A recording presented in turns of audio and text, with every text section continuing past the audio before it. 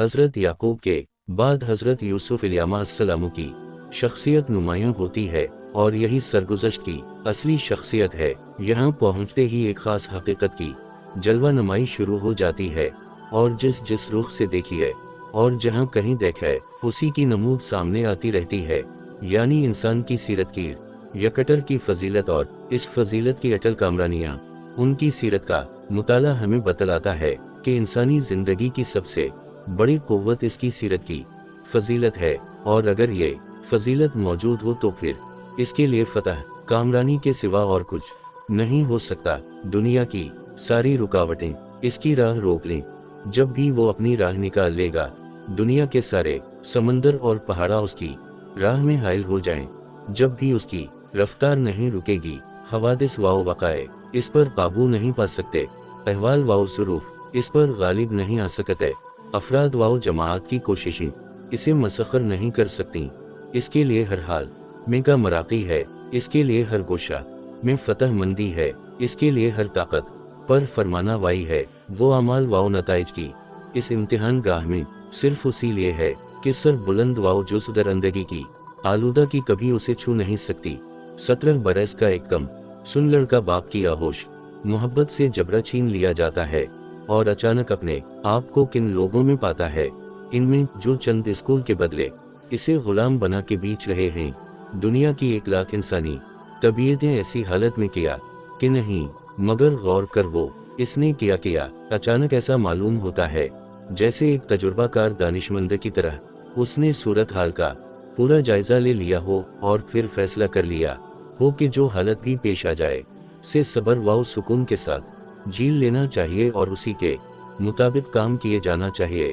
काफिला वालों ने इन्हें गुलाम की हैसियत में पेश किया, वो एक गुलाम की तरह पेश हो गए। अजीज मिस्र ने गुलाम की तरह खरीद किया, इन्होंने गुलाम की तरह उसकी खिदमत शुरू कर दी और इसके साथ उसी तरह पेश आए जिस तरह एक ताजशार और 2 वफादार गुलाम को अपने आका के साथ पेश आना चाहिए। कहीं से भी कोई ऐसी बात मुतरशह नहीं होती कि ऐसा करने में इन्हें कोई तअम्मुल हुआ हो। गोया ये नागहानी मुसीबत जो हजारों लाखों इंसानों के लिए पूरी जिंदगी की सौगोरी बिन जाती, उनके लिए कोई मुसीबत ही ना थी। बाप के आगोश मोहब्बत से निकल के अचानक एक अजनबी मुल्क में एक अजनबी का गुलाम बन जाना उनके लिए ऐसी ही बात हुई जैसे अपनी मर्जी से जिंदगी का एक ऐश छोड़कर दूसरा ऐश इख्तियार कर लेना। ना फैली हालत का मातम है, ना मौजूदा हालत से झिझक, ना गुज़श्ता की याद में सौगोरी हुई, ना आइंदा के अंदेशा में बदहाली उस हाजिम और बेपरवाह तला की तरह जिसे ना तो किनारा छूटने का गम सताता है, ना आने वाले तूफान का अंदेशा। उसने अपनी किश्ती चलानी शुरू कर दी और देखूं बिलाखिर साहिल मकसूद तक पहुंच कर रही। हवादिस व इख्तिलाफ के तरकश में इससे बढ़कर और कौन तेरा हो सकता है जो इस पर चला या गया था, लेकिन इसके सबर व अज़्म ने इसे पर गाह के बराबर भी ना समझा और इस तरह बेदाग निकल गया गोया के दोष हवादिस का हाथ इसके खिलाफ उठा ही ना था। चैन बर जबी से जुम्बिश हर खस नमी रसद दरिया दिलाल चौ मौज का हारमी दहनत खुद के वो हर उस इंसान के लिए जो दुनिया की मुसीबतों और नामुवफ़्फ़क़तों में अपनी राह निकालनी चाहता हो। इस मामला में कैसी अजीम उश्शान अबरत है अगर हजरत यूसुफ ने मसाइब व मोहन की पहली ही मंजिल में सबर, अज़्म, इतिमाद नफ्स और तवक्कल अली अल्लाह की ये रूह अजीम अपने अंदर ना पाया ना पैदा कर ली होती तो क्या मुमकिन था कि इस मंजिल मकसूद तक पहुंच सकते। जो बाका तख्ता हैं उनकी मंजिल मकसूद साबित हुई। फिर देखो जमाना की गर्दिशें किस तरह आजमाइशों पर आजमाइशें पैदा करती रहीं और उनकी गैर मुतज़लज़ल और बेदाग सीरत किस तरह फतहमंदियों पर फतहमत परियां हासिल करती गई। सबसे पहले अजीज मिस्र के साथ उनका मामला सामने आता है। इसने बहैसियत गुलाम के इन्हें खरीद किया था और मिस्र के आसार व नक़ूश नहीं बदला रहे हैं कि मिस्रियों का सुलूक गुलामों के साथ कैसा हुआ करता था। वो गुलामों के लिए इतने ही संगदिल था ये जितनी संगदिल दुनिया की तमाम पुरानी कौमें रह चुकी हैं। ताहम इन्होंने थोड़े ही अरसा के अंदर अपने हुस्न सीरत से उसका दिल ऐसा मसखर कर लिया कि गुलामी की जगह आकाई करने लगे और इसने अपनी बीवी से कहा, अकरमी मुसूला असी उन इनफना ततखज़वल्दा गौर करो, ये इनकलाब हाल क्यों के पैदा हुआ होगा। वो कैसी वफादारी व दियानत और रास्तबाजी दर अमानत शारी होगी जिसने एक मिस्री अमीर को इस दर्जा मुतासिर कर दरिया का एक अबरानी गुलाम को अपने फर्जंदी की तरह चाहने लगा और अपने तमाम घर बार और इलाका का मुख्तारी बना दिया। फिर अम्र तलरबी का मामला रूनुमा होता है। पिछली आजमाएं जहन दिमाग की आजमाएं थी, ये जज्बात की थी और इंसान के लिए सबसे बड़ी आजमाइश जज़्बात ही की आजमाइश होती है। वो समंदर की मौजों से हरासा नहीं होता, पहाड़ की चट्टानों से नहीं घबराता, आसमान की बजलियों से नहीं किजना, दरिंदों के मुकाबला से मुंह नहीं मोटाता, तलवारों के साए हैं खेलने लगता है लेकिन नफ्स की एक छोटी सी तरगीब और जज्बात की एक अदनी सी कशिश का भी मुकाबला नहीं कर सकता। लेकिन हजरत यूसुफ की सीरत की चट्टान यहाँ भी मुतजलजल ना हो सकी। उनकी बेदाग फजीलत पर नफ्स इंसानी का सबसे बड़ा फितना भी धब्बा ना लगा सका। कुरान की मुजिजाना बिलागत ने चंद लफ्जों के अंदर सूरत हाल की पूरी तस्वीर खींच दी है, और अगर उन इशारों को तशरीह बयान का पूरा जामा पहनाया जाए तो कई सफ़ों की दास्तान बन जाए। तुम चश्म तसव्वुर से काम लो और देखो, तरगीबात के कहर वाओ सुल्तानी का क्या हाल था और ऐश नफ्स की ये दावत कैसे शिके बारमा सामानों और सबर किया हालतों के साथ पेश आई। उम्र उरूज शबाब की उम्र और मामला मोहब्बत का नहीं, महबूबीत का, तलब का नहीं, मतलूबीत का। फिर तालिब भी हुई तो कैसी तलब, देवनगी की तलब और दिल बाख्तगी का ताक़ुब। फिर सबसे बढ़ के ये कि मवाक़े बकली मुर्तफ़ा हो गए। कोई इंसानी आंख देखने वाली नहीं, कोई पर्दा हिजाब हाइल होने वाला नहीं। कौन है जो ऐसी हालत में भी अपने आप को काबू में रख सकता है। इफ़्फ़त व पाकी का कौन सा पहाड़ है जो इन बजलियों की ताब ला सकता है। लेकिन एक पहाड़ था जिसे ये बिजलियां भी जुम्बिश में ना ला सकें। ये हजरत यूसुफ की सीरत थी जीन वो किसी हाल में भी मुतजलजल नहीं हो सकती थी। खुद अमरात अल अजीज के लफ्ज़ों में, और इससे बढ़कर इस मामला का कौन शाहिदा हो सकता है। इन रावदता नफ्स फास्तासिम, वो इस हाल में भी अपनी जगह से है जगह ना हुआ, इसको हसमत के लिए जरा सी भी जुम्बिश ना थी। फिर देखो अमरा अल अजीजा की दावत अलीश के जवाब में जो कुछ उनकी जबान से निकला वो किया था।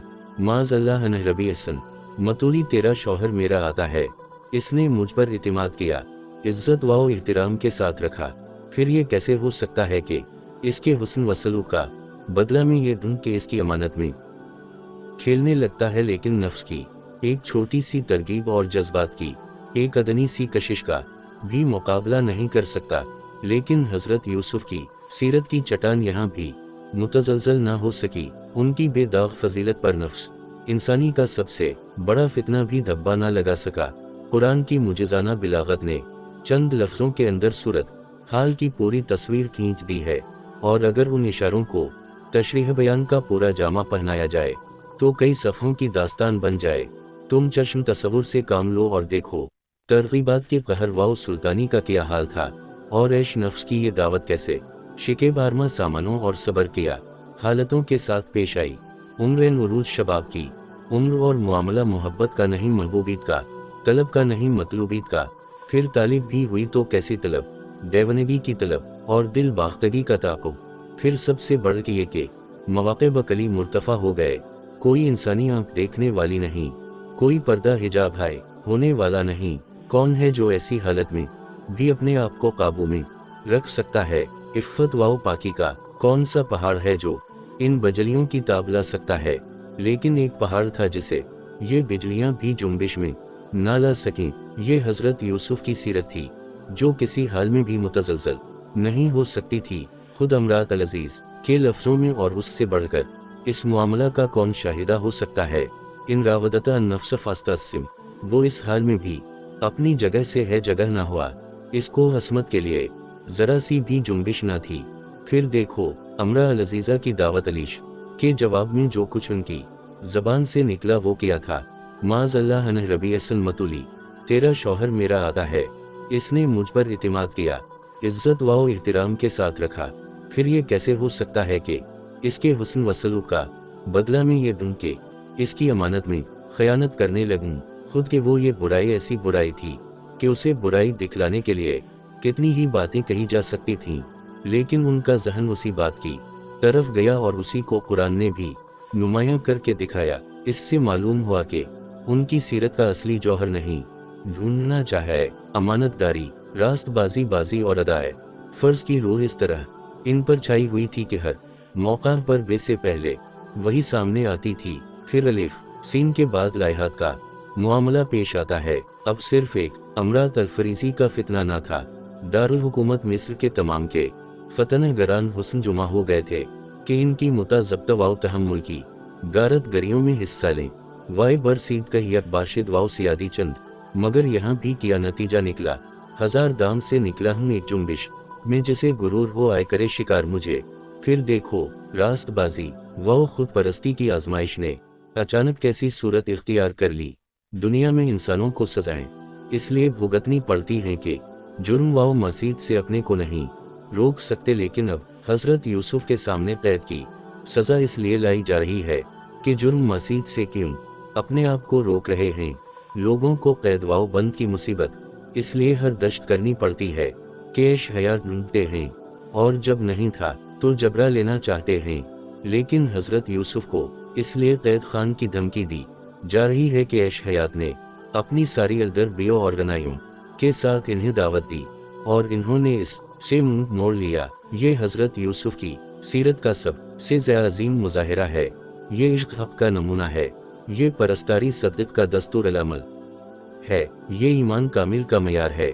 जब उनके सामने जब उनके बातें पेश की गईं, जिंदगी का ऐश मगर मसीद हक की राह है, जिंदगी के शुदाइद मगर रास्तबाजी की राह में, तो उनका फैसला कती और बगैर किसी तअम्मुल के ये था कि अलस्टिन हबली ममा इदावनी अली कैद खाना मुझे महबूब है, मगर वो बात नहीं जिसकी मुझे दावत दी जा रही है। हमारे मफसर बिन लिखते हैं कि ये हजरत यूसुफ की पेशगोई थी कि खुद कब खाना की बात बोल उठे। अगर जल्दी में आके ऐसा ना के देते तो ये बल्ला पेश ना आती। अफसोस किस दर्जा हकीकत फरामोशी है। हजरत यूसुफ की जो बात उनकी पाकी व अजमत का सबसे बड़ा जोहर थी, वही उन हकीकत ना आशनाओं की नज़र में उनकी लग्जिश हो गई।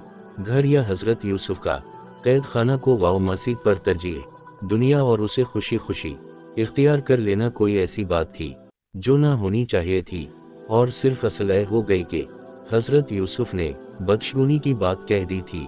गौर करो कुरान कहाँ है और इसके शार्ज कहाँ पहुँच गए हैं।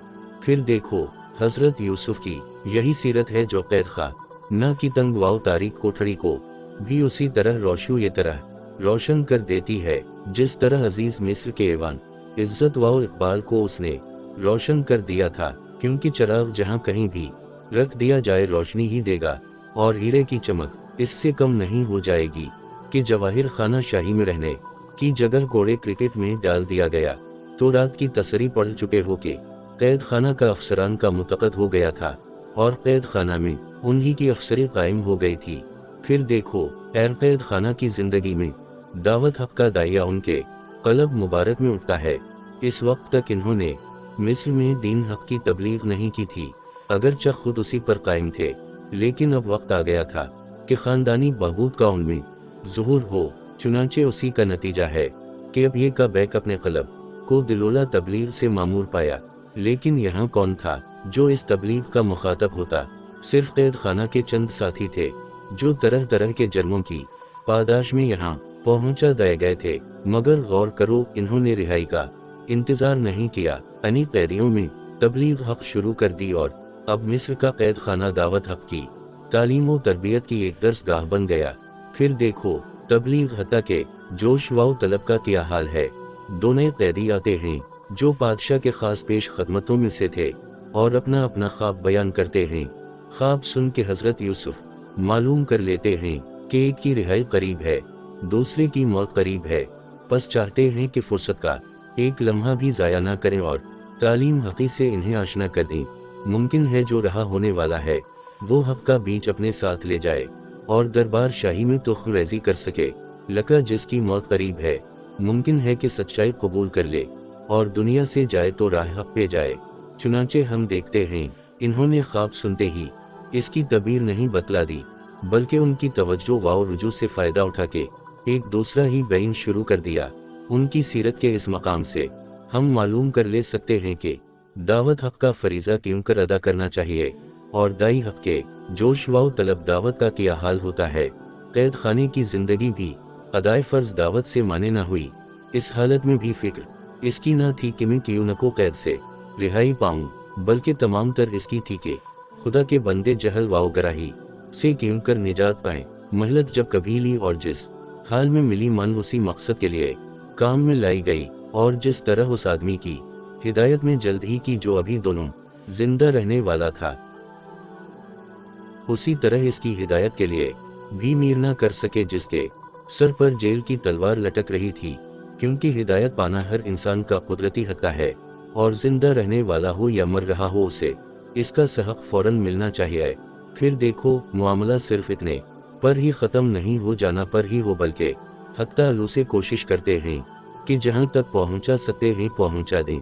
जो ही ये बात मालूम हुई कि उनमें एक आदमी बादशाह के साक़ीव का सरदार है और फिर उसी मनसब पर मामूर होने वाला है, मन उनका जहन इस तरफ चला गया कि ऐसे आदमी को जो खलवत व जुलूद में बादशाह के हुजूर में रहने वाला है, इतना अच्छा मौका हासिल होगा कि पैम हक बादशाह के कानों तक पहुंचा दे। चुनांचे तबीर बयान करने के बाद इससे फरमाया, अस्कर फी अनत रबक अपने आका के पास जाएं तो मुझे याद रखियो, यानी मेरी ये तालीम व दावत याद रखियो, और अपने आका से बनवन मुनासिब इसका तज़किरा कर देखा मुमकिन है कि पैम हक काम की जाए।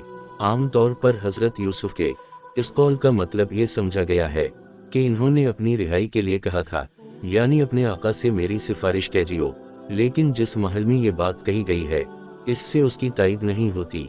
कैदियों से जो कुछ भी उनकी गुफ्तगू हुई है, या तो तामीर के बारे में है या दीन हक के बारे में है, इसका कोई इशारा नहीं पाया जाता कि इन्होंने अपने कैद मोहसिन के मसाइब का कोई जिक्र किया हो। बस इस बात का वही मतलब मौजूद मालूम होता है जो ऊपर बयान किया गया है। ये बात भी साफ हो गई कि कैदियों का ख्वाब सुन के आपने तबीर फौरा क्यों बयान नहीं कर दी थी। मफसरीन कहते हैं ताखीर इसलिए कि वही का इंतजार था, लेकिन अगर आप इंतजार की हालत में होते तो इस वसूख के साथ क्यों कर वादा कर लेते कि और फैजान वही से तो आपका कलब महमूद हो रहा था। तबीर के लिए इंतजार करने की क्यों जरूरत पेश आती। जानान बात यही है कि ना फकीर कसदा की थी और इस ख्याल से की थी कि तबीर की इhtiyaj ने दोनों को मेरी तरफ मुतवज्जह कर दिया है। चाहिए कि इस तवज्जो से फौरन फ़ायदा उठाया जाए और दीन हक की दावत छेड़ दी जाए। चुनांचे इसका ज़िक्र इस मुनासिबत से शुरू कर दिया कि यानी ख्वाब की तबीर में बहुत जल्द मिला दूंगा, क्योंकि मेरे परवरिदगार ने मुझे इसका इल्म दिया है। लेकिन मेरे इल्म को इस तरह का इल्म ना समझना जिस तरह अपने कानून और जादूगिरों का समझा कहते हो।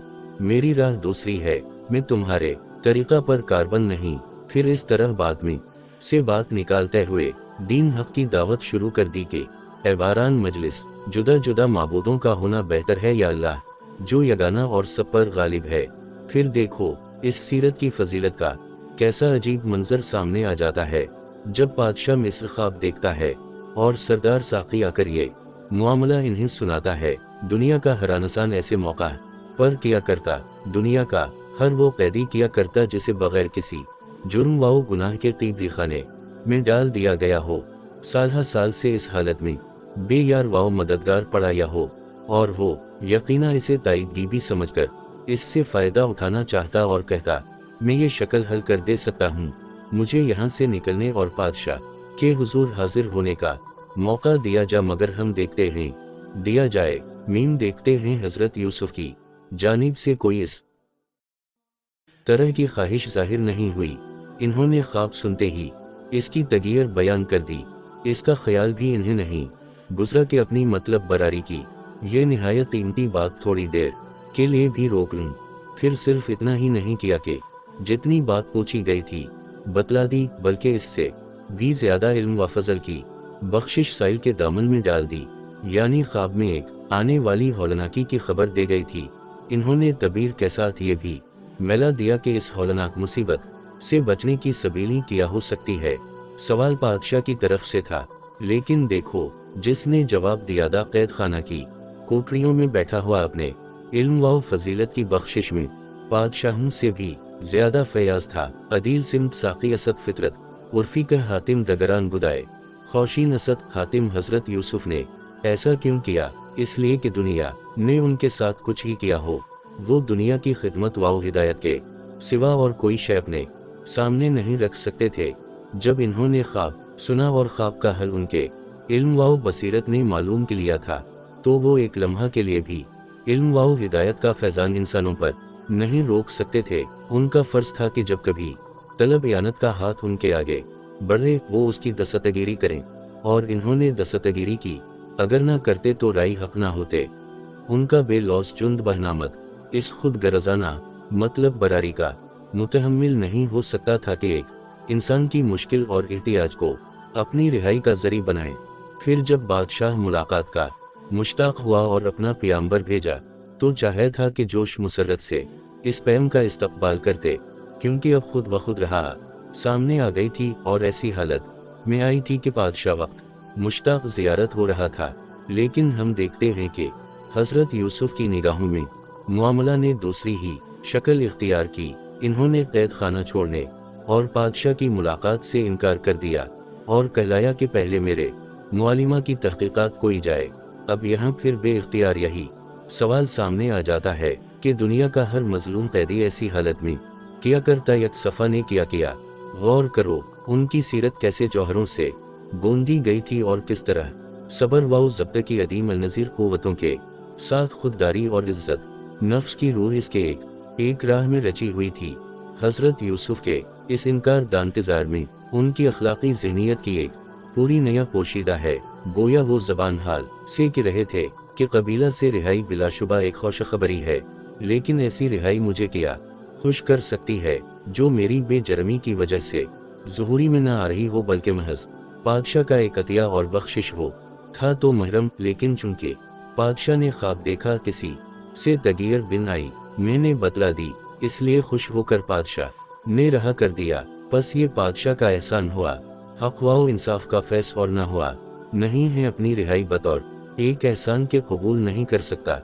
अगर मैं मुजरिम हूँ तो सुनाया सनज़ायार हूँ, क्यों मुझे कोई बख्शिश दे। अगर मुजरिम नहीं हूँ तो मेरी बेबरहमी का इतराफ़ करना चाहिए, और इसलिए किया करना चाहिए कि सरा का मुस्तहिक ना था, इसलिए नहीं कि किसी ने बख्श दिया।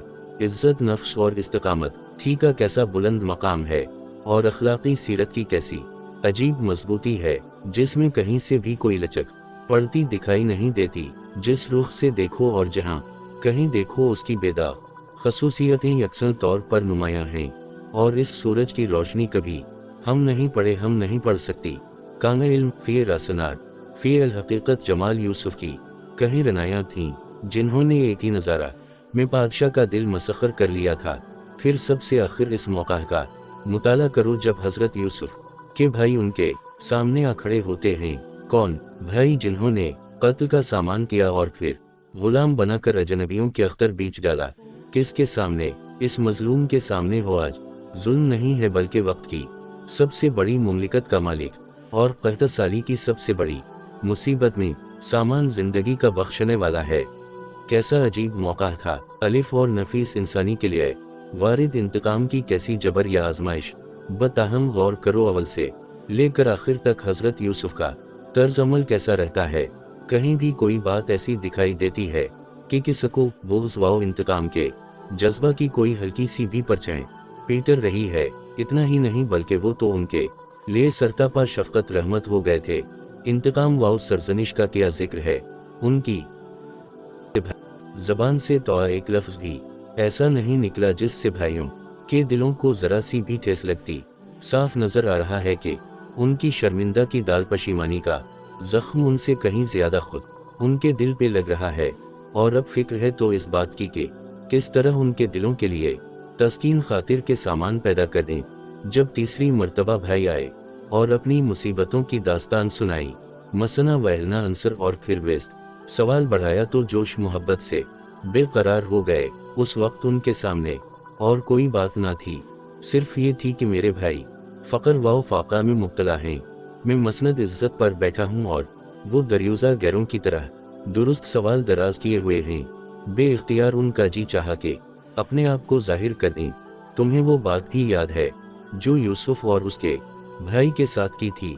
कहने को तो ये कह गए और ये के बगैर चारा भी ना था, क्योंकि यह दर्द दिलाना था कि मैं मिस्र क्योंकि पहुंचा, लेकिन मन ये ख्याल हवा के इस मामला की याद में उनके लिए सरता सर सरजनिश व खजालत है, इसलिए फौरन एक ऐसी बात भी कर दी कि उनके लिए एक माजरत का पहलू निकल आए और शर्मिंदगी का बोझ महसूस न करें।